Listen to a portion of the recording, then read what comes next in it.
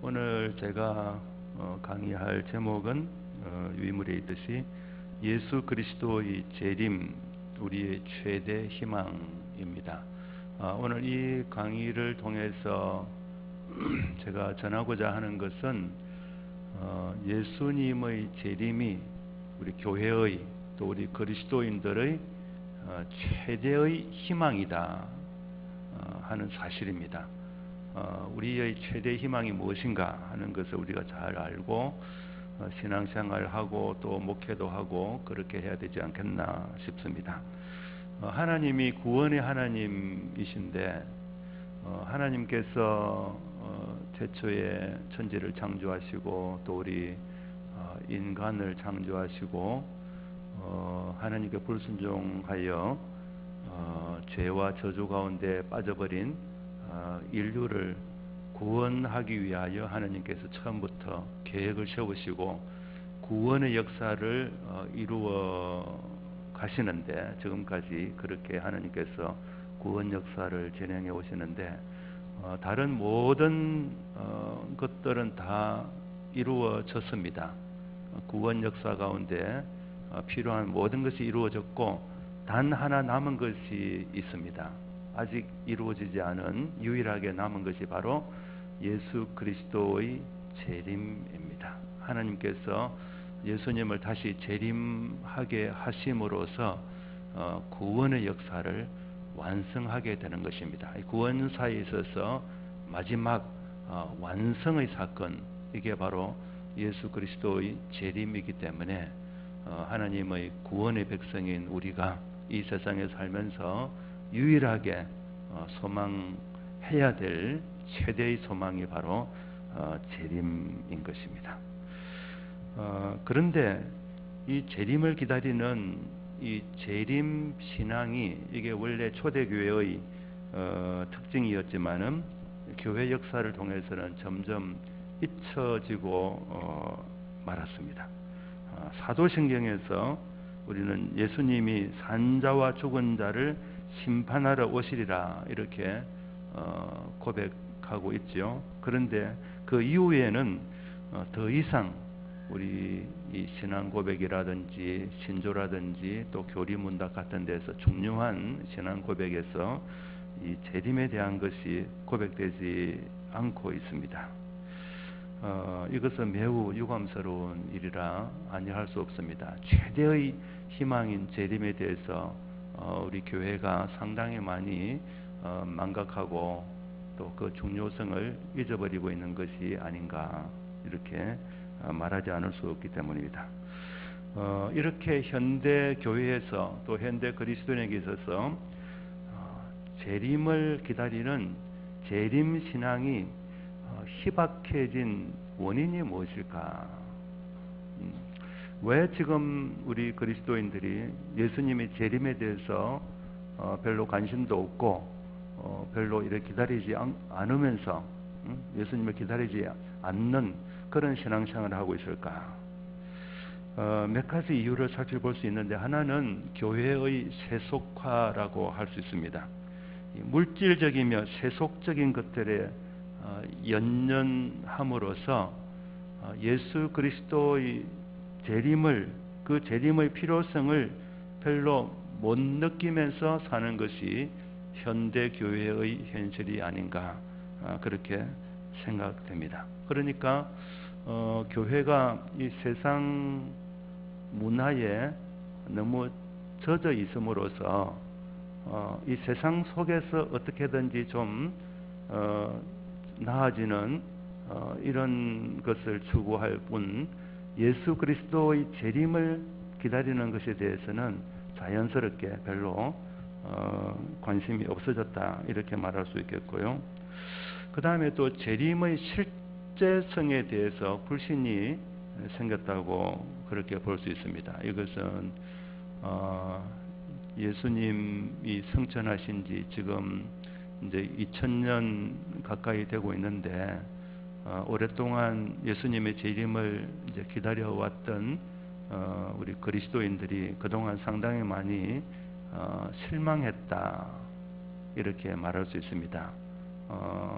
예수님을 그렇게 기다렸는데 2000년 가까이 오시지 않았기 때문에 과연 예수님이 진짜로 재림하시겠는가 하는 이 재림할 것에 대한 믿음이 없어지게 된 것이 아닐까 이렇게 볼 수 있고, 또 혹은 그래도 예수님이 재림하신다 하더라도 재림에 대한 그 믿음을 가지고는 있지만, 그러나 우리 그리스도인들이 이 세상에 사는 당대에 일어날 일이라고는 생각지 않는 이런 현상들이 또 우리 그리스도인에게 많이 생겨나지 않았을까 생각됩니다. 그러니까 예수님이 재림하시더라도 그 재림은 먼 미래의 일로서 내가 이 세상에 사는 동안에는 오시지 않을 것이다.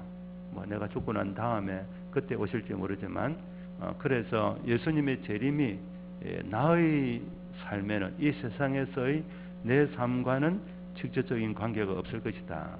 이런 생각들이 또 예수님의 재림에 대한 관심을 잃어버리게 만드는 요인이 아닐까 생각됩니다. 그리고 마지막으로 재림에 대해서 관심을 가지지 않거나 또는 오히려 재림 자체에 대해서 꺼림칙하게 생각하게 만드는 그런 일들을 들 수 있는데, 그것은 바로 이단들입니다.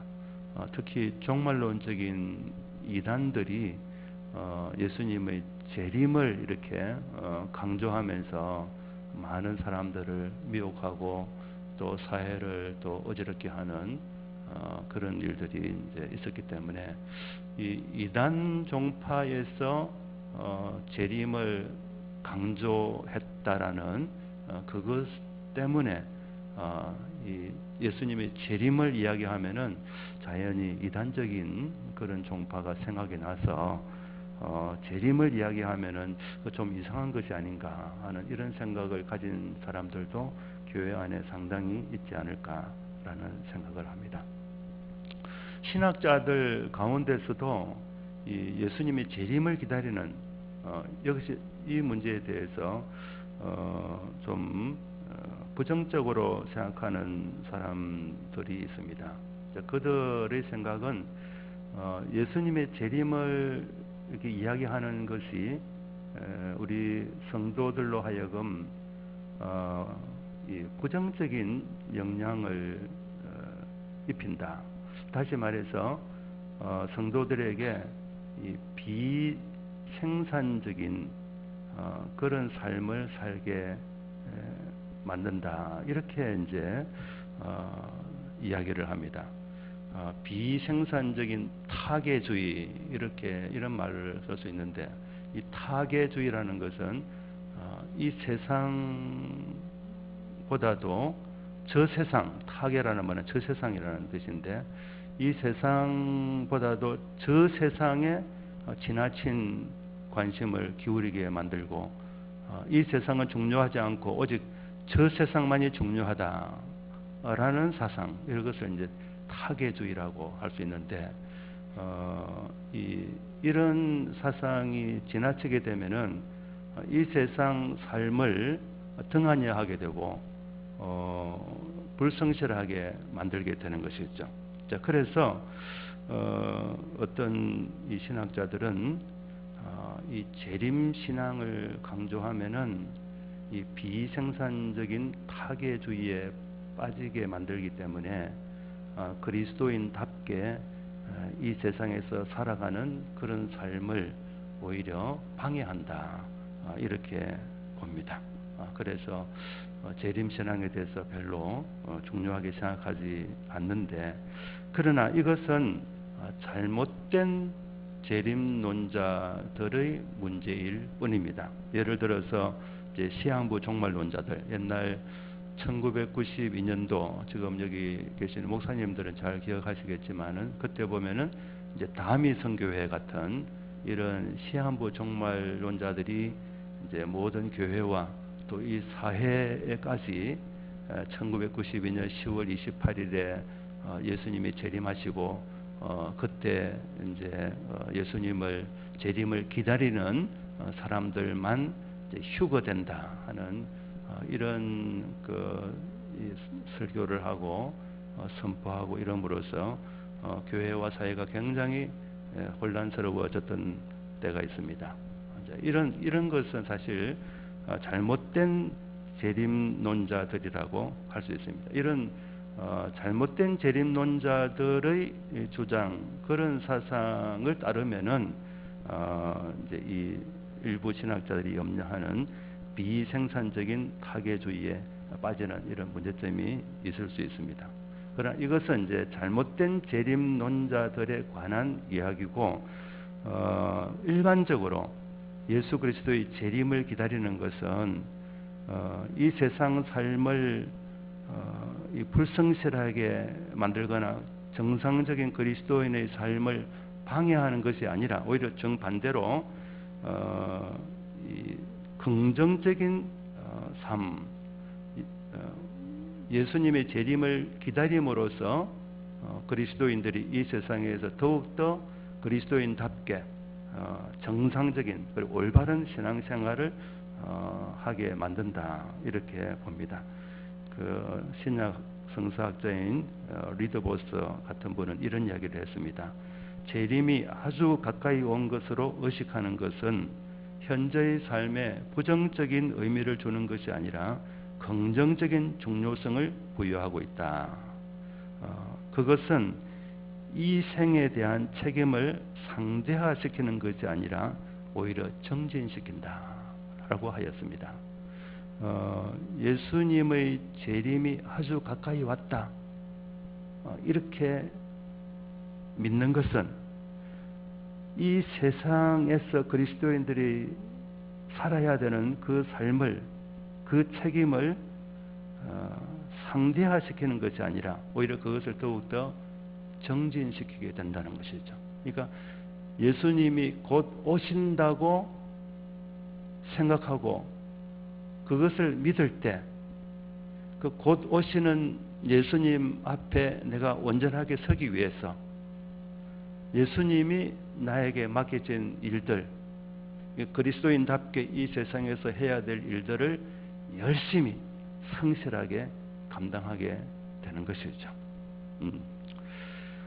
이 재림을 기다리는 것이 우리 그리스도인들로 하여금 그리스도인답게 특히 경건한 삶을 살게 만든다, 이렇게 말할 수 있는데, 그것을 보여주는 여러 가지 성경 구절들이 있습니다. 대표적인 것을 제가 몇 가지 말씀드리겠습니다.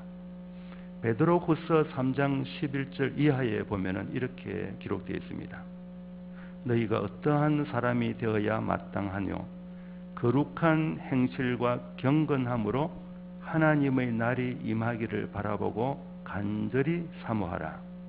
그러므로 사랑하는 자들아, 너희가 이것을 바라보나니 주 앞에서 점도 없고 흠도 없이 평강 가운데서 나타나기를 힘쓰라. 여기 보면은 하나님의 날이 임하기를 바라보고 간절히 사모하라. 다시 말해서 우리 주 예수 그리스도의 재림의 날을 간절히 사모하라 그랬는데, 어떻게 사모해야 되느냐 하면은 거룩한 행실과 경건함으로, 예수님의 재림을 기다리려면은 거룩한 행실과 경건이 필요하다는 것이죠. 자, 그리고 주 앞에서 점도 없고 흠도 없이 평강 가운데서 나타나기 힘쓰라. 그러니까 주님 보실 때 흠도 없고 점도 없는 그런 사람으로 우리가 나타나야 되지 않겠느냐 하는 것이죠. 예수님 재림을 기다리지 않는다면은 뭐 거룩한 행실이라든지 경건함이라든지 점도 없고 흠도 없는 삶, 이런 것에 대해서 무관심할 수 있습니다. 그러나 주님이 곧 오신다고 생각한다면은 그 주님 앞에 내가 서기 위해서 이런 경건한 삶을 이렇게 살지 않으면 안 되는 것이죠. 그러니까 예수님의 재림을 기다리면은 그렇게 기다리는 사람들이야말로 이 세상에서 경건한 삶, 성실한 삶을 살 수 있게 된다는 것입니다. 누가복음 12장 41절 이하에도 보면은 이 예수님의 재림을 기다리는 사람의 삶이 어떠해야 되는가 하는 것을 보여주고 있는데, 한마디로 말해서 지혜롭고 진실한 청직이라는 말이 나옵니다. 지혜롭고 진실한 청직이. 우리 그리스도인들이 이 세상에 살 때 지혜롭고 진실한 청지기로서의 삶을 살아야 하는데, 그렇게 살기 위해서는 곧 오실 예수님을 생각하며 그 예수님 앞에 서게 된다는 것을, 곧 그렇게 서게 된다는 것을 생각하는 것이 굉장히 큰 도움이 되겠죠. 마태복음 25장에 달란트 비유가 나오고, 또 누가복음 19장에 머나 비유가 나오는데, 이것은 모두 예수 그리스도의 재림과 연관되는 말씀입니다. 이 말씀이 주는 한 가지 교훈은, 재림에 대해서 다시 오실 주님을 기다리는 우리 그리스도인들의 합당한 삶이 무엇인가? 그것은 하나님이 우리에게 주신 재능과 능력들을 가지고 주님을 위해서 열심히 사용해서 충성하는 것이다 하는 것을 보여줍니다. 달란트를 가지고 장사를 하고 머나를 잘 사용해서 이윤을 남기는 것, 이런 종들이 칭찬을 받죠. 주님께서 우리에게 맡기신 은사들, 재능들, 이런 것을 주님을 위해서 열심히 사용하며 사는 것이, 그것이 주님을 맞이하는, 재림하실 주님을 맞이하는 합당한 방법이다 라고 가르쳐 주고 있습니다. 그러니까 예수님의 재림을 기다리게 되면은 그 재림하실 주님 앞에 서서 칭찬받기 위하여서라도 성실한 삶, 주님께서 주신 미션을, 사명을 충성스럽게 감당하는 삶을 살게 된다는 것이죠. 그래서 재림신앙이라는 것은 자기가 하는 일을 다 그냥 놓아버리고 막연하게 하늘만 바라보는 것이 아닙니다. 주님께서 맡긴 사명을 최선을 다하여 감당하게 만드는 것입니다. 예수 그리스도의 재림에 대한 기대가 지금 현재의 삶에 있어서 경건하게 그리고 성실하게 만들어주는 것이죠. 자, 그 다음에 재림신앙이 얼마나 중요한가 하는 것에 대해서 조금 더 이제 아주 중요한 것을 말씀드리고 싶은데, 바로 이것입니다. 재림신앙은 그리스도 중심의 가치관이라는 본래의 신앙을 정립하게 만들어줍니다. 예수님을 정말로 믿게 되면은 그 사람의 가치관이 바뀔 수밖에 없습니다. 예수 믿는 사람의 가치관은 어떻게 바뀌어지는가? 여러 가지 형태로 말할 수 있지만 그 핵심적인 것을 지적을 한다면 자기 중심적인 삶에서 예수 그리스도 중심적인 삶으로 바뀌게 됩니다. 삶의 가치가 내 중심에서 예수 그리스도 중심으로 바뀌는 것이죠. 다시 말하면 지금까지는 예수님을 잘 믿지 않았을 때는 삶의 목표가 자기 자신입니다. 내가 잘 되고 내가 칭찬받고 내가 영광받는 것, 그것이 삶의 목표였는데, 예수님을 믿고 정말 예수님을 믿고 그 믿음이 견고해지면은 이제는 어떻게 되는가 하면은 내가 영광받는 것이 아니라 주님이, 나의 주님 예수 그리스도께서 영광받는 것, 예수님의 뜻이 이루어지는 것, 그것이 삶의 목표가 되고, 나는 잘못되더라도 나의 주님이신 예수님이 영광 받으시고 예수님이 잘 되는 것에 가치를 부여하는 것입니다. 자, 그래서 이 재림신앙은, 예수님을 기다린다는 것은 이게 무슨 말이냐 하면은, 예수님이 내 삶의 주인이고 나에게 있어서 가장 중요한 분이기 때문에 이 예수님이 빨리 오시기를 내가 간절히 기다린다. 그런 신앙, 이것이 바로 재림 신앙인 것입니다. 예수님이 빨리 오셔서 영광 받아 주시기를 바라는 신앙, 이것이 재림 신앙이기 때문에 이 재림 신앙을 분명하게 가진다는 것은 바로 예수 그리스도 중심의 가치관이라는 신앙의 원래의 그 의미를 회복하게 되는 것이라, 이렇게 말할 수 있습니다. 이와 연관해서 재림신앙은 기독교의 본질이 무엇인가 하는 것을 확정해 줍니다. 우리가 기독교라는 이 종교를 가지고 있는데, 우리가 가진 이 기독교하고 다른 종교들하고 어떤 차이가 있는가, 이런 질문을 한다면 여러분 어떤 대답을 하시겠습니까? 타 종교와 기독교의 근본적인 차이가 무엇이겠습니까? 이 다니엘 밀리올이라는 미국 프린스턴 신학교 조직신학 교수께서 그 책에서 이런 말을 썼습니다. 기독교의 소망은 사물이나 개념이 아니라 누군가에 대한 것이다. 이게 무슨 말이냐 하면은, 기독교가 말하는 진리와 다른 종교들이 말하는 진리, 그러니까 진리관에 있어서 근본적인 차이가 있다는 것이죠.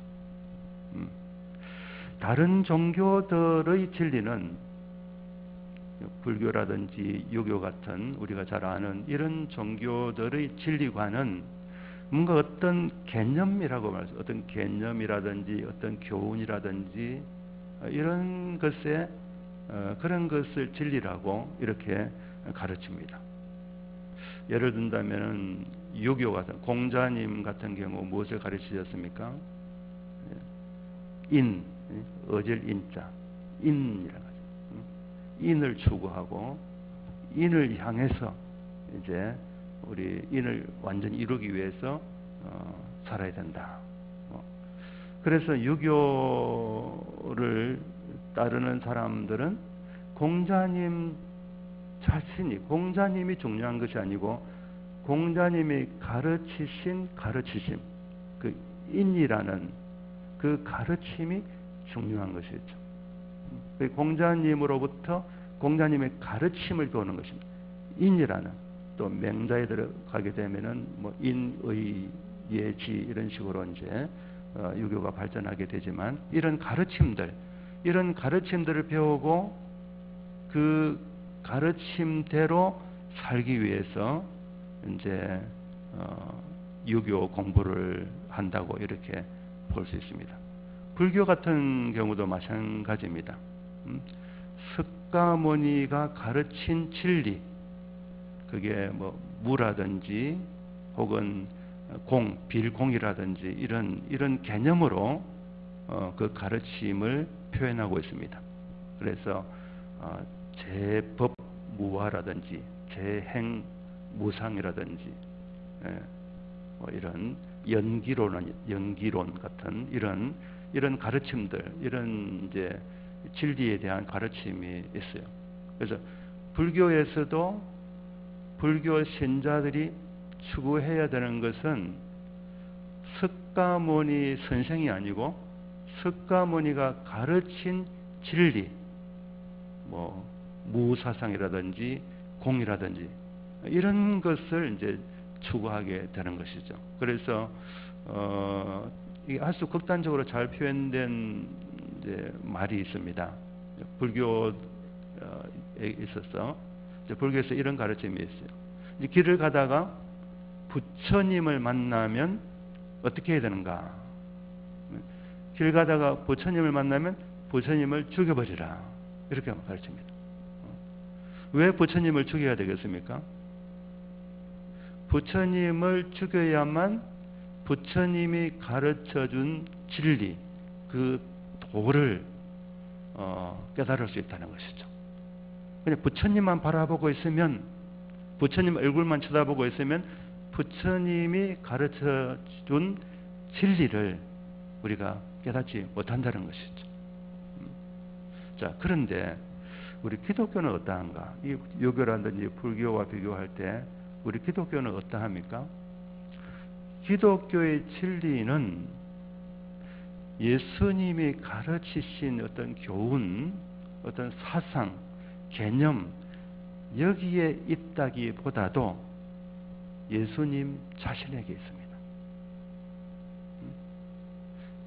기독교의 진리는 불교나 유교하고 정반대로 예수님이 가르치신 것이 기독교의 진리가 아니라 예수님 당신이 바로 진리입니다.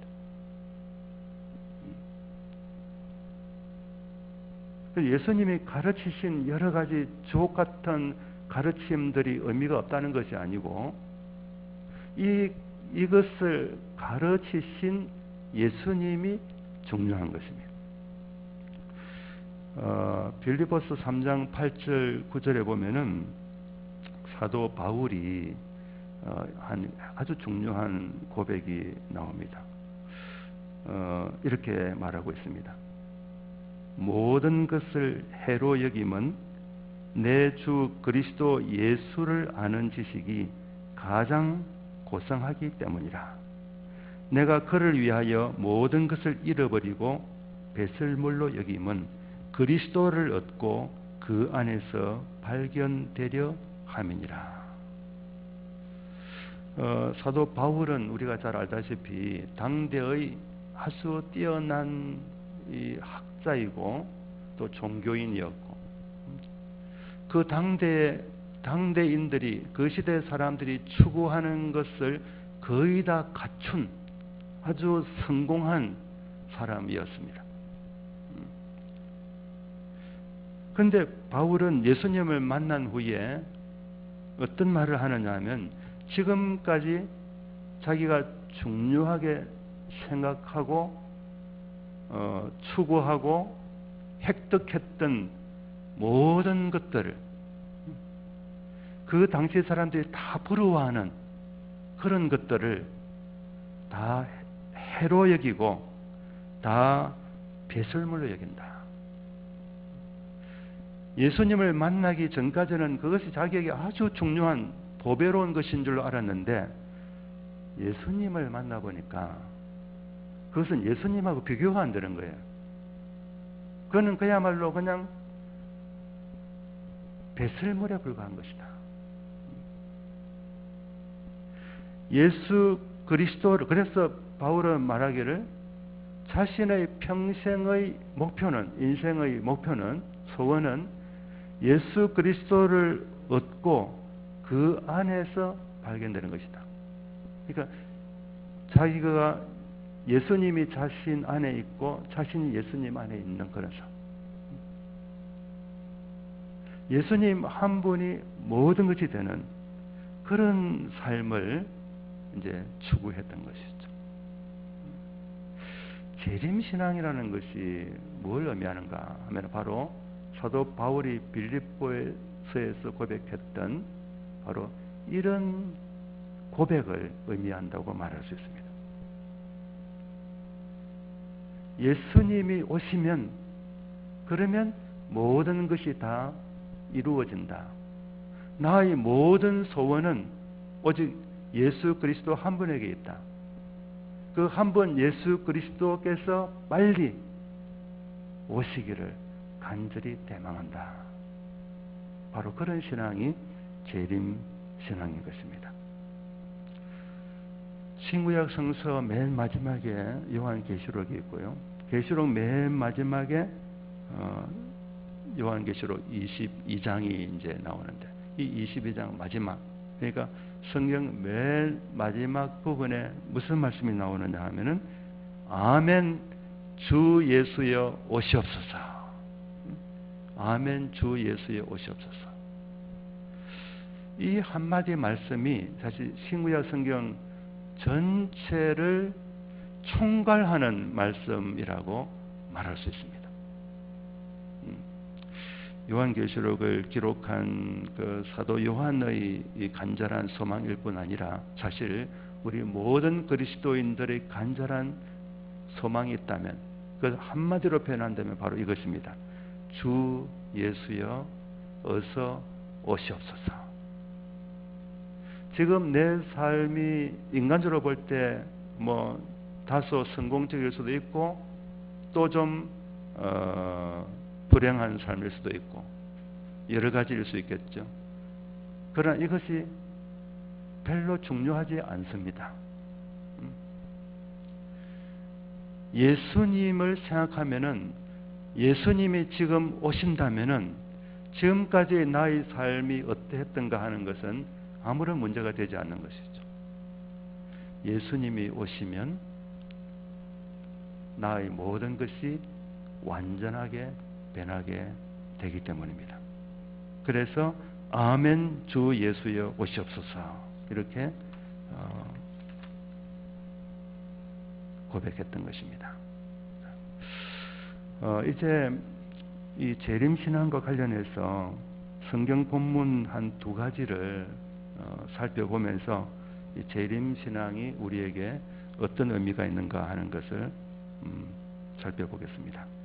먼저는 누가복음 19장 11절 이하에 나오는 열머나 비유입니다. 이 열머나 비유 우리 성도님들이 다 잘 알고 계실 터인데, 이 열머나 비유에서 우리가 간과하지 말고 염두에 두어야 할 몇 가지 구절이 있습니다. 열머나 비유를 예수님이 시작하실 때 왜 이 비유의 말씀을 하셨는가 하는 것이 11절에 나오는데, 누가복음 19장 11절에 그들은 하나님의 나라가 당장에 나타날 줄로 생각함이더라. 이것이 예수님의 이 비유, 머나 비유의 배경입니다. 자, 그리고 12절에 이제 비유의 말씀을 시작하시는데 이렇게 합니다. 어떤 귀인이 왕위를 받아 가지고 오려고 먼 나라로 갔다. 자, 이것은 여기 나오는 어떤 귀인은 결국 알고 보면은 예수님을 가리킨다는 것을 알게 됩니다. 예수님이 왕위를 받아 가지고 오려고 먼 나라로 갔다. 이게 나오는 먼 나라는 어디겠습니까? 하나님 나라죠. 천국이죠. 그러니까 예수님이 왕위를 받아 가지고 오려고 이제 떠났다. 이것은 바로 부활하신 예수님의 성천을 의미합니다. 하나님 나라로 가는 것 성천이고, 그 다음에 받아가지고 왕위를 받아가지고 오는 것이 바로 재림이 되는 것이죠. 그러니까 예수님은 재림하시기 위하여 성천하셨다, 이렇게 말할 수 있습니다. 그런데 그 다음에 이제 14절에 보면 이런 말씀이 있습니다.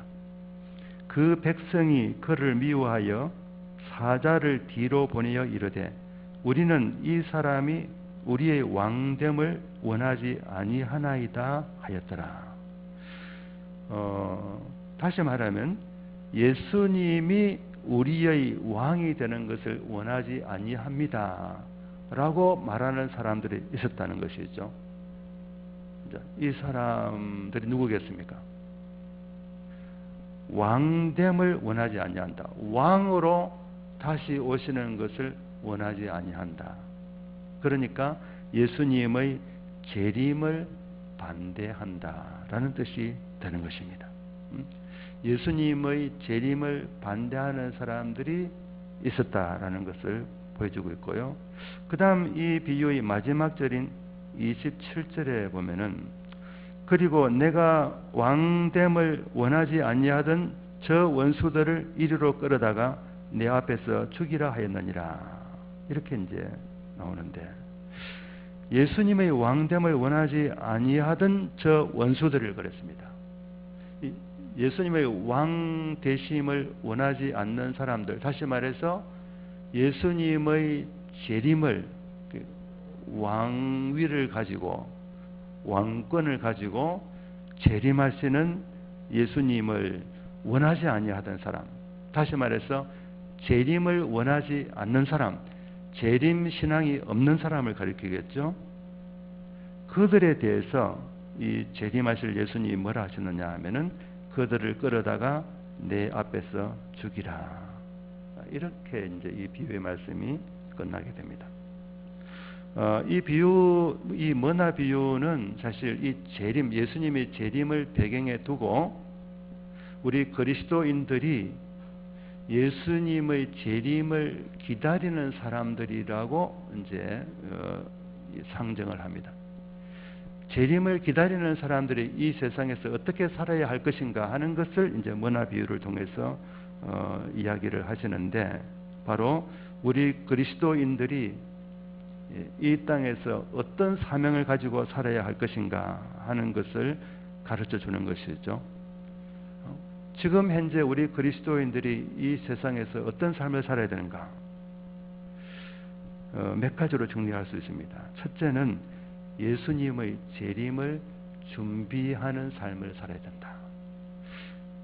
지금 우리 그리스도인들의 삶은 우리가 원하든 원하지 않든 혹은 우리가 어떻게 생각하든지 간에 예수님의 재림을 준비하는 삶을 살아야 하는 것입니다.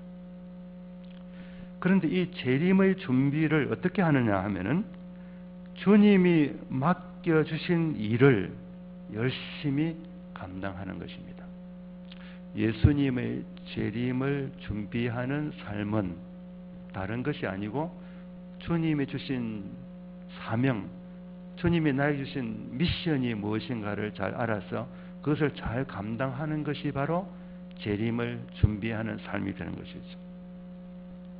자, 그렇게 하면은 이 재림을 준비하면서 살았던 우리의 그 모든 일, 그 수고에 대해서 재림하실 주님이 장차 보상을 하신다 하는 것을 머나 비유가 가르쳐 줍니다. 재림하실 주님께서 우리의 삶에 대해서 보상을 하시는데, 그 보상은 우리가 기대한 것을 훨씬 초월하는, 우리가 상상하는 것보다도 훨씬 더 큰 보상을 주님께서 주실 것이다 하는 것을 머나 비유를 통해서 말씀하고 있습니다. 그리고 또 이 머나 비유가 제공하는 아주 중요한 하나의 진리는 예수님의 재림을 거부하는 사람들, 또는 예수님의 재림에 대해서 무관심한 사람들의 운명이 장차 어떻게 될 것인가 하는 것입니다. 이 예수님의 재림을 거부하는 사람들은 이 본문 비유에 나오는 사람들의 말에 의하면 이런 것입니다. 예수님이 우리의 왕이 되는 것을 우리는 원하지 않는다.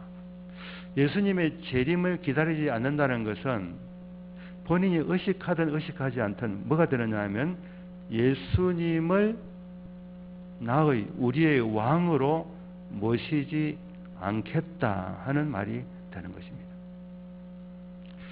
머나 비유에서 그 예수님으로 나오는 귀인이, 그 귀인이 왕이 되는 것을 원하지 않는다고 말하는 사람들, 그 사람들이 어떤 사람일까 하는 것을 조금 우리가 이제 생각을 해볼 필요가 있습니다. 그들은 왜 귀인을, 다시 말해서 예수님을 왕으로 모시는 것을 원하지 않았을까요? 예수님을 왕으로 모시기를 원하지 않는 사람들의 영적인 상태가 무엇일까요? 그들이 예수님을 왕으로 모시고 싶어 하지 않는 이유는 자기 자신이 계속 왕 노릇하고 싶기 때문입니다. 우리가 이것을 쉽게 받아들이지 못할지는 모르지만은 죄인의 특징이 뭐냐면, 죄인의 특징은 자기 삶에 있어서 자기가 왕이 되는 것입니다. 모든 사람들은, 모든 죄인들은 자기 자신의 인생에서 왕노릇하고 있다고 할 수 있습니다. 자기 자신이 자기 삶의 왕, 주인인 것이죠. 그러다가 예수님을 믿게 되면은 그 왕의 자리를 이제 예수님에게 드리는 것이죠. 예수님을 자기 삶의 왕으로 모시고 자기는 이제 예수님을 섬기는 사람이 되는 것입니다. 예수님 중심의 삶으로 변화되게 되는 것이죠. 아까 말씀드린 것처럼 예수님 중심으로 가치관이 바뀌게 되는 것이죠. 자기 중심에서 예수님 중심으로.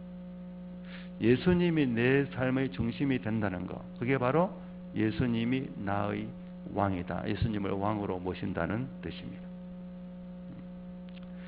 예수님의 재림을 기다린다는 것은 왕으로 오실 예수님을 기다린다는 것이고, 예수님이 오셔서 나의 왕, 내 인생의 왕, 내 삶의 왕이 빨리 되어 주시기를 기다린다는 그런 뜻입니다. 이렇게 재림신앙, 예수님이 내 삶의 왕이 되기를 간절히 기다리는 삶, 이런 사람의 삶은 비록 예수님이 아직 오시지는 않았을지언정 그 사람의 삶은 이미 예수님을 왕으로 모시는 삶인 것이죠. 우리가 이 세상에서 예수님을 왕으로 모시는 삶을 진정으로 살게 된다면 진짜 예수님이 재림하셔서 진짜로 우리의 왕이 되어 주시기를 기다릴 수밖에 없는 것이죠. 자, 그래서 예수님의 재림을 기다린다는 것은 예수님이 우리의 왕, 나의 왕으로 오셔서 나를 직접적으로 친히 다스려 주시기를 기다린다는 뜻입니다. 우리가 이제 가만히 생각해 보면은 우리의 삶에서, 우리의 삶의 이 터전에서, 내가 살아가는 이 공간에서 누가 왕이 되는 것이 맞는가? 누가 왕이 되는 것이 정상적일까? 하는 것을 한번 찬찬히 한번 생각해 봅시다. 하나님의 백성들, 우리 주 예수 그리스도의 사람들은 예수님이 왕이 되시는 것이, 그것이 지극히 정당하고 타당하다고 고백을 합니다. 그런데 죄인들은 어떻게 할까요? 죄인들은 자신의 삶의 영역에서 자기 자신이 계속해서 왕노릇하기를 원합니다. 자기 자신이 계속 왕노릇하고자 하는데 그때 예수님이, 그런 상태에서 예수님이 오시면 어떻게 되겠습니까? 뭐나 비유해서 예수님의 왕되심을 거부하던 사람들이 받게 될 운명을 이제 우리 이런 죄인들이 당하게 되겠죠. 예수님이 재림하시는 날 그들은 심판을 받아서 엄청난 그런 저주 가운데 빠지게 될 것입니다. 또 한 가지 말씀을 좀 보겠습니다. 누가복음 18장 1절 이하에 있는 과부와 재판장 비유의 말씀입니다. 자, 여기 보면은 1절에 이런 말씀이 나옵니다. 항상 기도하고 낙심하지 말아야 할 것을 비유로 하여 말씀하셨다. 그러면서 이 비유의 내용이 낙심하지 말고 응답이 늦더라도 낙심하지 말고 계속 기도를 해라 하는 것이죠. 그 계속 기도하면은 결국은 응답을 받게 된다. 이런 내용으로 이제 예수님이 이 원한 맺힌 과부의 이 비유를 말씀하셨는데, 그 끝에 7절, 8절에 보면 이런 말씀이 나옵니다. 하물며 하나님께서 그 밤낮 부르짖는 택하신 자들의 원한을 풀어주지 아니하시겠느냐? 그들에게 오래 참으시겠느냐? 내가 너희에게 이르노니 속히 그 원한을 풀어주시리라 했습니다. 여기 보면은 상당한 시간이 소요되겠지만은 그들의 기도는 반드시 응답받는다. 응답받는 때가 오게 될 것이다. 라는 이제 말씀을 하십니다. 그러니까 원한 맺힌 과부처럼 포기하지 말고 빨리빨리 그 응답이 오지 않는다고 해서 낙심하지 말고 계속해서 기도하면은 하나님이 반드시 그 기도를 들어주신다. 이런 이제 원론적인 말씀을 쭉 하셨어요. 그러나서 이 8절 맨 마지막에 이런 말씀을 하십니다.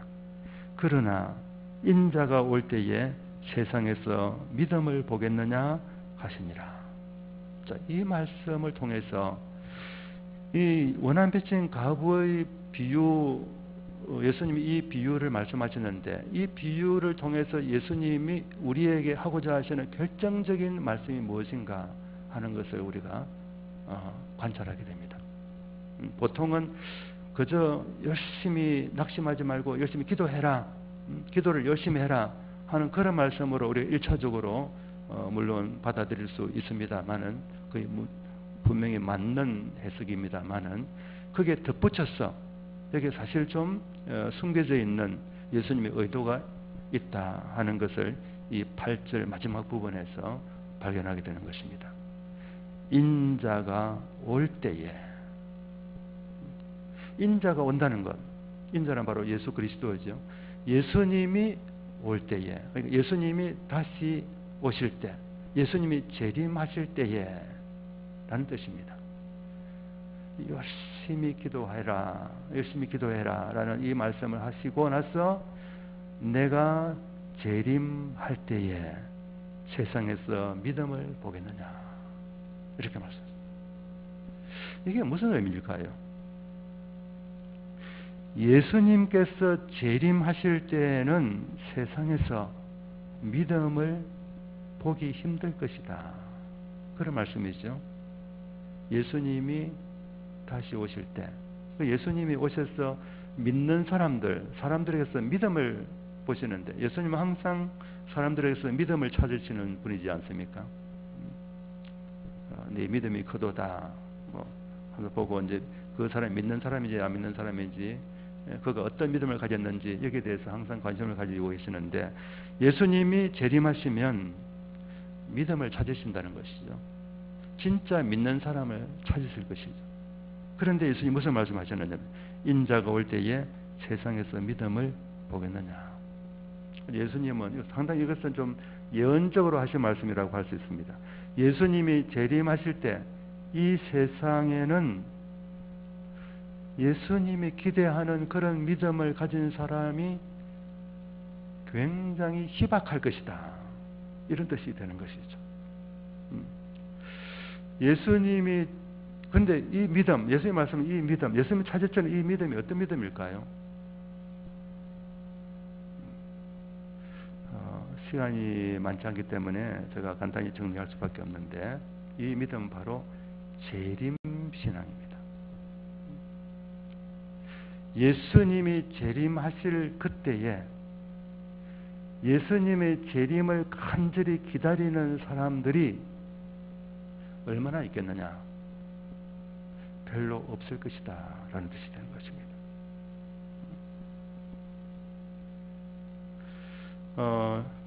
조금 더 첨언한다면은 여기 이 원한 맺힌 과부의 이 비유에서 낙심하지 말고 계속 기도해라 했는데 무엇을 위해서 기도하라는 말씀이었을까요? 이 8절 마지막 내용과 연결시켜 보면은 결국 우리 그리스도인들이 결정적으로는 예수 그리스도의 재림을 위해서 간절히 낙심하지 말고 기도해라 라는 뜻이라는 것을 알게 됩니다. 기도해도 금방 예수님 오시지 않겠죠. 또 하고 해도 잘 오시지 않겠죠. 재림이 계속 늦춰지는 것처럼 보이겠죠. 그럴 때에 낙심하지 말고 예수님이 안 오시는가 보다, 재림은 없는가 보다 이렇게 생각하고 포기하지 말고 계속 기도하라는 것이죠. 그러면은 반드시 정한 때에 예수님이 재림하신다는 것입니다. 그런데 정작 예수님이 재림하실 때 보니까 세상에서 이 재림 신앙을 가지고 계속 기도하는, 재림을 간절히 기다리는 그런 사람들은 정말 보기 힘들더라는 그런 말씀입니다. 왜 예수님이 재림하실 때 이 세상에는 믿는 자가 없을까? 그러니까 재림 신앙을 가진 사람들이 없을까? 이것은 아마 여러 가지로 이제 우리가 답을 해볼 수 있을 텐데, 먼저 이 이야기를 한번 드리고 싶습니다. 예수님이 재림하실 때 이 세상의 명목상으로 예수 믿는 사람이 얼마나 될까 하면은 이것은 굉장히 많을 것이라고 말할 수 있습니다. 예수님이 언제 오실지 모르지만은 지금까지 기독 역사를 보았을 때 우리 그리스도인들, 예수 믿는 사람들의 숫자는 계속 늘어났습니다. 지금 현재 전 세계적으로 명목상으로 예수 믿는 사람이 약 한 24억 정도 된다고 합니다. 24억.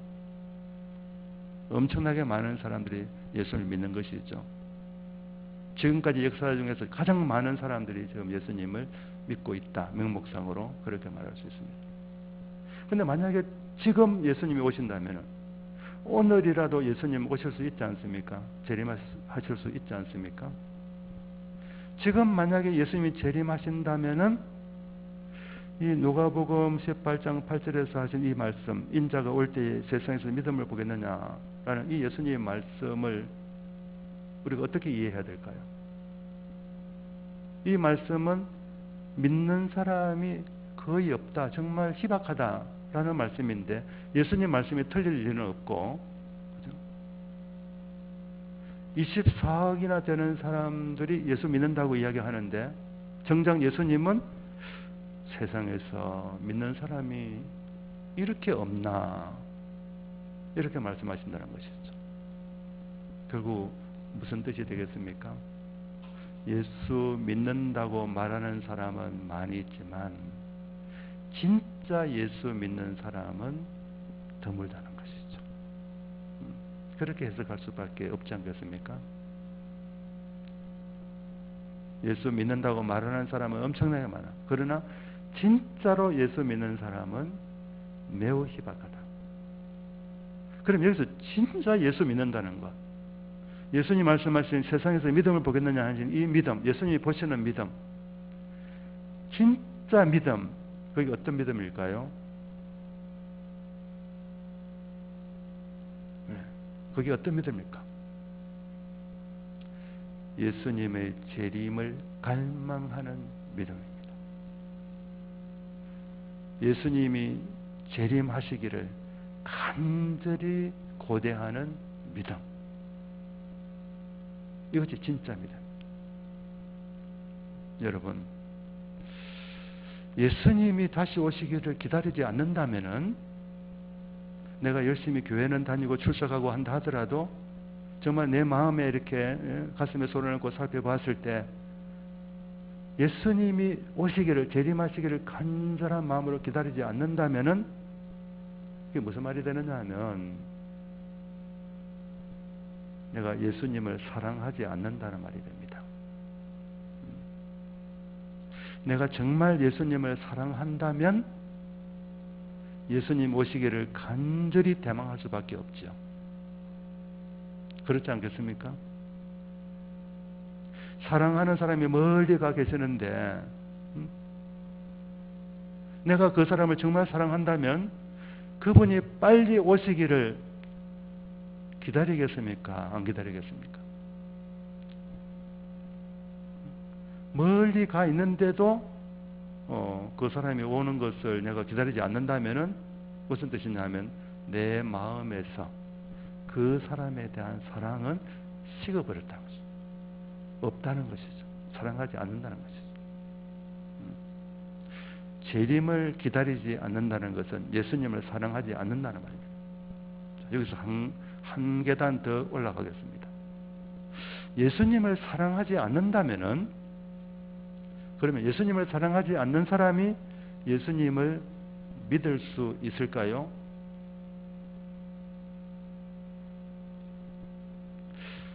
믿음을 이렇게 중요하게 여기고 믿음을 찾으시는 예수님께서 요한복음 맨 마지막 장에 보면은 부활하신 예수님이 제자들과 만나는 장면이 있고, 특히 거기서 수제자인 베드로와 1대1로 문답하는 내용이 나옵니다.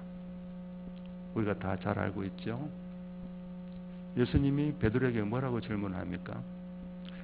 요한의 아들 시몬아, 네가 나를 이 사람들보다, 이것들보다 더 사랑하느냐? 라고 물었어요. 베드로가 그러하오이다. 내가 주님을 사랑하는 줄 주님께서 아시지 않습니까? 이렇게 답변을 하죠. 좀 이따가 예수님이 다시 질문합니다. 요한의 아들 시몬아, 네가 나를 사랑하느냐? 베드로가 또 대답합니다. 내가 주님 사랑한다는 거 주님 아시지 않습니까? 예수님이 다시 질문을 합니다. 요한의 아들 시몬아, 네가 나를 사랑하느냐? 자, 여기서 왜 예수님이 베드로에게 네가 나를 사랑하느냐라는 질문을 계속해서 하셨을까? 저는 여기서 조금 다르게 질문을 하고 싶어요. 왜 예수님 베드로에게 요한의 아들 시몬아, 네가 나를 믿느냐? 이렇게 질문하지 아니하시고 네가 나를 사랑하느냐라고 질문하셨을까? 우리가 성경 전체를 보면은 믿음이 중요해요. 구원 얻기 위해서 예수님을 믿어야 되니까. 믿는 게 중요하지 않습니까? 그 예수님은 항상 보면 그 이전에 그 사람에게서 믿음을 보셔서, 어떤 여인의 믿음을 보시고 너의 믿음이 크도다. 백부장의 믿음을 보시고는 이스라엘 가운데서도 이만한 믿음을 본 적이 없다 하면서 예수님이 아주 칭찬을 하셨죠. 근데 그런 맥락에서 보면은 요한의 아들 시몬아, 네가 나를 믿느냐? 이렇게 물어보는 것이 정상적일 것 같은데 네가 나를 사랑하느냐? 이 믿음과 사랑이 어떤 관계가 있을까요? 이런 관계가 있습니다. 정말 예수님을 믿는다면은 예수님을 사랑하게 됩니다. 말로만 예수님을 믿는다고 하면은 예수님을 사랑하지 않을 수 있어요. 예수님을 사랑하느냐 사랑하지 않느냐 하는 것은 예수님에게 대한 믿음의 진정성에 대한 증거가 됩니다. 예수님을 사랑한다면 이 사람 믿음은 진짜 믿음이에요. 그런데 교회는 출석을 많이 하고 예배 시간에 늘 참석하고 하는데도 예수님을 사랑하지 않는다면은 그 사람의 마음에 있는 믿음은 그 가짜 믿음이에요. 말로만 믿는 믿음인 것이죠. 형식적인 믿음인 것이죠. 살아있는 믿음이 아닌 것이죠. 정말 살아있는 구원 얻는 믿음이라면 예수님을 사랑하게 되는 것이죠. 자, 이렇게 정리할 수 있습니다. 진짜 예수님을 믿으면 예수님을 사랑할 수밖에 없어요. 그리고 진짜 예수님을 사랑하게 되면은 예수님을 기다릴 수밖에 없습니다. 예수님을 기다린다는 것, 이것이 바로 재림신앙입니다. 그래서 재림신앙이야말로 예수님 다시 오시기를 기다리는 이 재림에 대한 기다림, 재림에 대한 소망이야말로 예수님을 믿는 믿음이 진짜인지 아닌지를 가려주는 시금석 역할을 하는 것이죠. 그래서 이 누가복음 18장 마지막 인자가 올 때 세상에서 믿음을 보겠느냐. 예수님 오실 때 틀림없이 이 세상에 믿는다고 하는 사람 굉장히 많을 것입니다. 수십억이 될 것입니다. 예수님 오실 때에. 그런데 예수님은 그들의 믿음을 인정하지 아니하셨다는 것이죠. 말로만 믿는 그 사람들의 믿음을 예수님 인정하지 아니하시고 정말 예수님을 간절히 기다리는 재림신앙을 가진 사람들의 신앙만 진짜로 인정하셨다. 이렇게 말해도 과언이 아니지 않을까 그렇게 생각합니다. 결론을 말씀드리겠습니다. 계시록 22장 20절 아까 말씀드렸죠. 이것들을 증언하신 이가 이르시되 내가 진실로 속히 오리라 하시건대. 그러니까 예수님이 말씀하시기를 내가 진실로 속히 오리라 하시니까 아멘 주 예수여 오시옵소서. 성경이 이렇게 끝납니다. 우리에게서 결정적인 것이 무엇인가, 가장 중요한 것이 무엇인가 하는 것을 보여주는 것입니다. 예수님이 오시는 것. 이것이 우리에게 가장 중요합니다. 세상에 중요한 거 굉장히 많이 있죠. 엄청나게 많은 것들이 중요할 것입니다. 그러나 가장 유일하게 중요한 것, 우리의 유일한 소망은 예수님이 재림하시는 것입니다. 고린도전서 16장 22절, 만일 누구든지 주를 사랑하지 아니하면 저주를 받을지어다. 우리 주의 오시옵소서. 마라나타, 마라나타, 오시옵소서. 자, 여기 보면은 주를 사랑하지 아니하면 저주를 받을 것입니다. 예수님이 오시면 심판을 하시게 되는데, 그죠? 모든 사람을 심판하게 되는데, 예수님을 사랑하지 않는 사람들은 그때에 저주를 받게 될 것이라 하였습니다. 예수님을 사랑하는지 사랑하지 않는지 무엇을 보고 압니까? 방금 했던 거 복습입니다. 예수님을 사랑하는지 사랑하지 않는지 뭘 보고 알게 됩니까? 예수님을 기다리는지 기다리지 않는지를 보면 알게 되죠. 그래서 우리 주여 오시옵소서, 마라나타.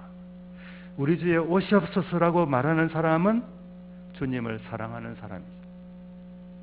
주님을 사랑하는 사람은 저주를 받지 아니하고 칭찬을 받고 하나님의 말할 수 없는 축복을 받을 것입니다.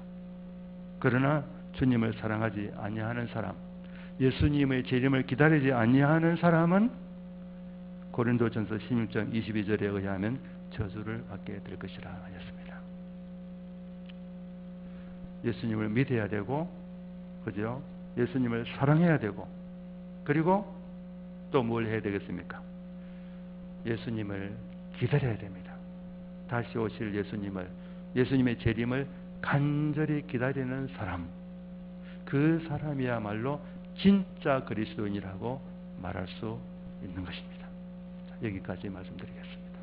잠깐 한번 기도하겠습니다. 사랑의 하나님 아버지, 감사합니다.